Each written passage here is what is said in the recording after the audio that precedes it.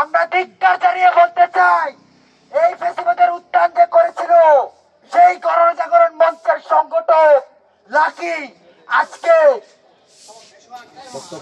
বক্তব্য দিচ্ছে, আজকে রাজপথে সে স্লোগান দিয়ে বেড়াচ্ছে। আজকে আমরা তীব্র নিন্দা ও প্রতিবাদ জানাচ্ছি। যেই লাকির মধ্য দিয়ে এই ফ্যাসিবাদের উত্থান হয়েছিল, সেই লাকি অতি দ্রুত গ্রেফতার করতে হবে। আমরা স্পষ্ট ভাষায় বলতে চাই, এই বাংলায় আর কোনদিন আমরা শাহবাগ কায়েম হতে দিব না।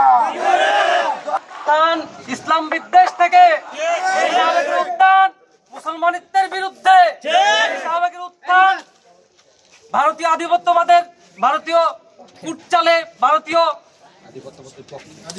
ভারতীয় ষড়যন্ত্রের মাধ্যমে এই শাহবাগের উত্থান।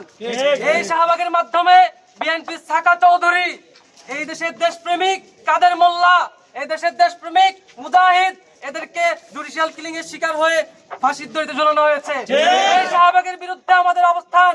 এই শাহবাগ আমাদের ভাইদেরকে সাপ্লাই রক্তে রঞ্জিত করেছে। শাহবাগের হাতে রক্তের দাগ লেগে আছে। আমরা প্রত্যাশা করেছিলাম এই 24-এর মাধ্যমে তারা শুধরাবে, কিন্তু তারা শুধরায়নি। তাদেরকে আমরা রাজপথে মোকাবেলা করব। আর কোন শাহবাগ কায়েম হতে দিব না। আমরা রাজপথে আছি, আমরা রাজপথে থাকবো। ঢাকার প্রাণ কেন্দ্রে যখন রক্ত পিপাসু খুনিদের একটা মব বসেছিল, একটা পত্রিকা নিউজ করেছিল শাহবাগে শুনি ফ্যাসিবাদের পদধ্বনি। আজকে আবার সেই ফ্যাসিবাদের পদধ্বনি শোনা যায়। যতদিন আমরা আছি এই বাংলাদেশের বুকে আরেকটা জুডিশিয়াল কিলিং, আরেকটা ডিহিউম্যানাইজেশনের প্রক্রিয়া আমরা শুরু করতে দিব না। তুই তোর পাকশালের নাম ছাত্রলীগ নিয়ে আয়, তুই শাহরিয়ার কবি নিয়ে আয়, তুই লাকিরে নিয়ে আয়। আরেকটা শাহবাগ করতে হলে আমাদের রক্তের উপর দিয়ে করতে হবে। 13 সালের জুডিশিয়াল কিলিং এর শিকার প্রত্যেকটা শহীদদের বিচার আমরা করব।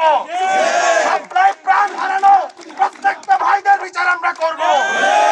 গোলাম ইফতিমাদের মতন যেসব বদমাশেরা বিচারের আগেই প্রাণ হারিয়েছে, কোন ছাত্র সংগঠনের পতাকা তাদের উপর ছিল আমরা ভুলি নাই।